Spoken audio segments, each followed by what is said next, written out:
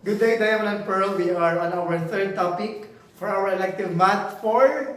We have here operations and functions. Of course, we have four basic operations. These are the sum, the difference, the product, and the quotient of two functions. Of course, we can add two functions as well as we can add three functions. By the way, how to add two functions? Just simply the definition here, the sum of two functions, f plus g, variable f and g, so we can use any variable as well, is defined as in the equation. Pag i-add mo ang f plus g of x, the answer is f of x plus g of x. Just simply add those terms, combine like terms lang to. As well as the difference of two functions, as well as the product of two functions, you know how to do it, di ba? Distributive, and you can also do it by FOIL if it's two binomials, tama? Sa quotient naman of two functions, as what you can observe, f of g of x is equal to f of x over g of x. It's like rational, right? It's a rational. You just have to cancel kung ano ma-cancel. But first, you really need to know how to factor. And I hope you can still remember our topics in grade 8, and that is factoring. Tama? Kasi magagamit ang factoring para sa lesson na ito. Okay, let us start. So, okay, we have given functions here. So, let us perform the fundamental operations of the given function.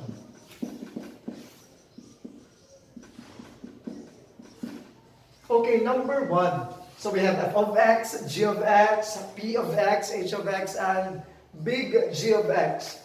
So, big letter G of x. Number one, what is p plus g of x?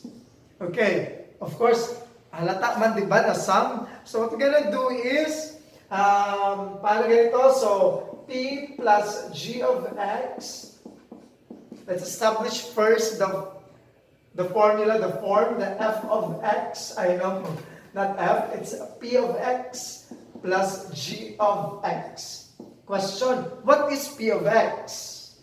X squared plus minus 2x plus 1 plus the operation sum kasi what is g of x? X plus 5.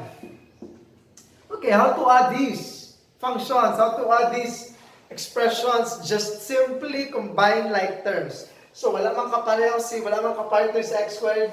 So, just copy negative 2x plus x. What's the answer? Okay, it's negative x. 1 plus 5, that's 6. So, this will be this is our answer of p plus g of x. That's how easy it is. Number two, what if we have h minus p of x? Okay, difference na naman tayo. Okay, let's have this one. So, let's establish the form. So, h minus p of x is equal to h of x minus p of x. Question, ano ba ang h of x natin? H of x is x squared plus 10x plus 25 minus, ano ba ang p of x? That's x squared minus 2x plus 1. Okay. Huwag mo idiretso subtract because you have to distribute the minus first. Diyan maraming nagkakamali. So you have to distribute the minus first. So final ko muna dito, sulat ko muna balik. 10x plus 25. So distribute mo yung minus sign sa tatlo. So we have negative x squared, positive 2x minus 1. Tapos, Combine na dayon. Tapos, yun. X squared at saka x squared. 0. Wala. So, wala na to. Cancel yan. 10x plus 2x. 12x. 25 minus 1. 24. So, h minus p of x is equal to 12x plus 24. Okay, let's have third example, f times g of x. Okay, first let's establish the equation. So we have here f times g of x is equal to f of x plus g of x. Okay, tapos let's substitute. Ano yung f of x na given? X minus 1 multiplied by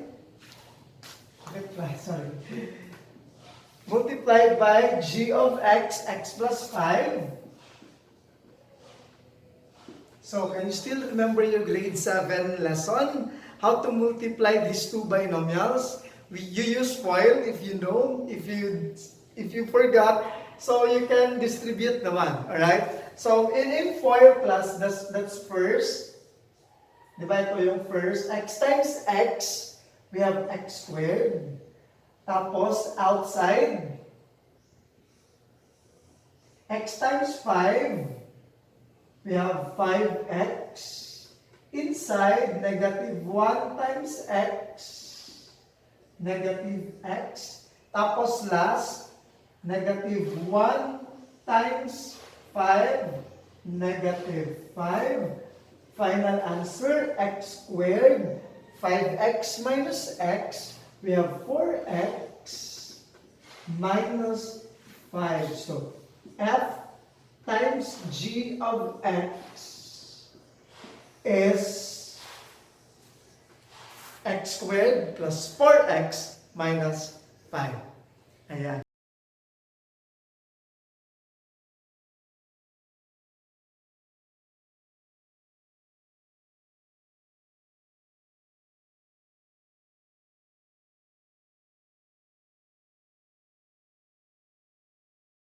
Okay, let's proceed with the fourth example.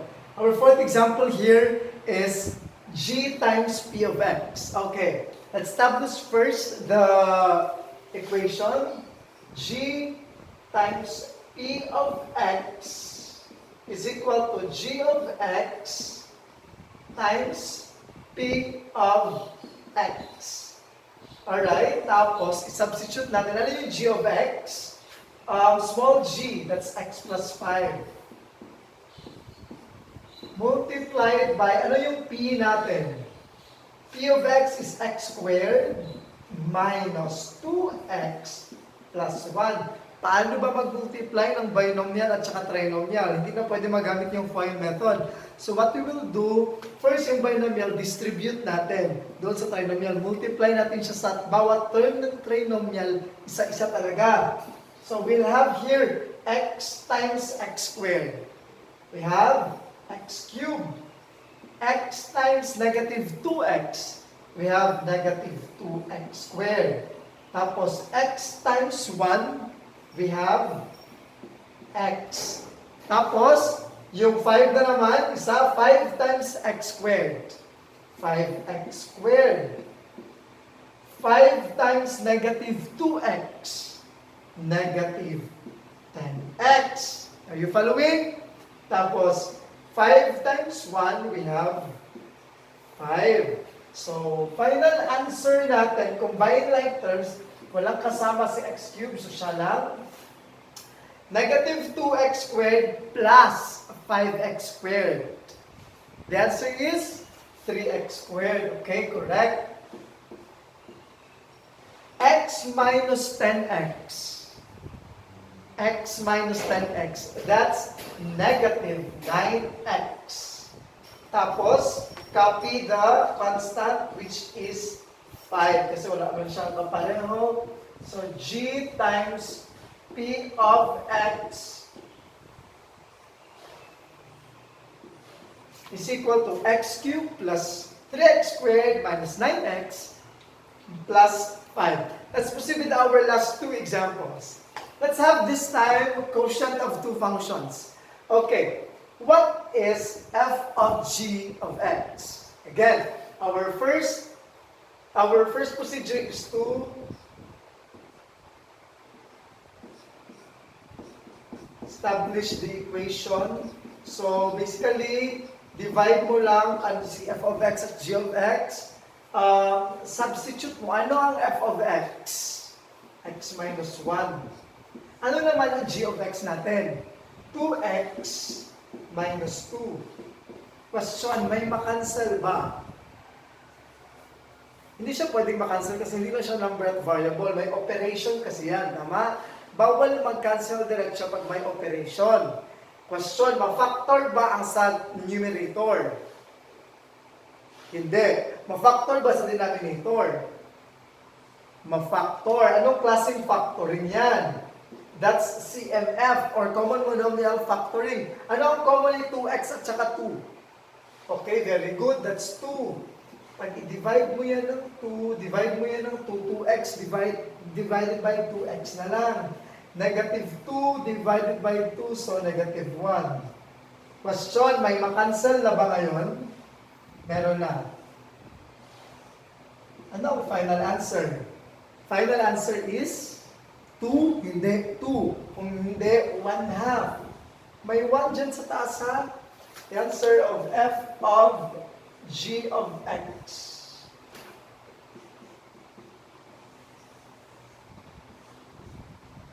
Ay, pangit yung sulat. G of x is 1/2. Do you understand? Okay, let's proceed with this last one. H of small g of x. First, establish natin yung formula niya. H of x over g of x. What is h of x? Substitute lang natin. X squared plus 10x plus 25. Ano yung small g natin? X plus 5. Again, hindi pwedeng makancel basta may operation, binomial, trinomial. Hindi yan pwedeng makancel. Makancel lang yan sila pag pareho. Alright? Hindi ka pwedeng 25 divide 5, 10x, 9. Hindi ganyan. Question is, ma-factor ba sa taas? Do you think? Okay, correct. Ma-factor ito sa taas. Anong klaseng factoring? That's perfect square trinomial. Meaning, ang factors niya pareho. Okay, paano ito i-factor? Square root of x squared, x. Square root of 25, 5. Remember niyo, 5 times x, 5x times 2, 10. So, PST. Ano ang kanyang operation? Plus. Bakit plus? Because plus ang kanyang middle term. I-follow lang yung sa middle term. Kung minus 10x dyan, so x minus 5, x minus 5. So, copy natin sa baba. So, we have here x plus 5. So, ngayon may makancel ba? Meron na. So, kasi may pareho. Cancel. Ang naiwan, x plus 5 over 1. So, x plus 5 pa rin. Alright? So, h of small g of x is equal to x plus 5. Okay. I think that would be all. Don't forget to subscribe on our YouTube channel, Advanced Mathematics Teachers. Bye-bye.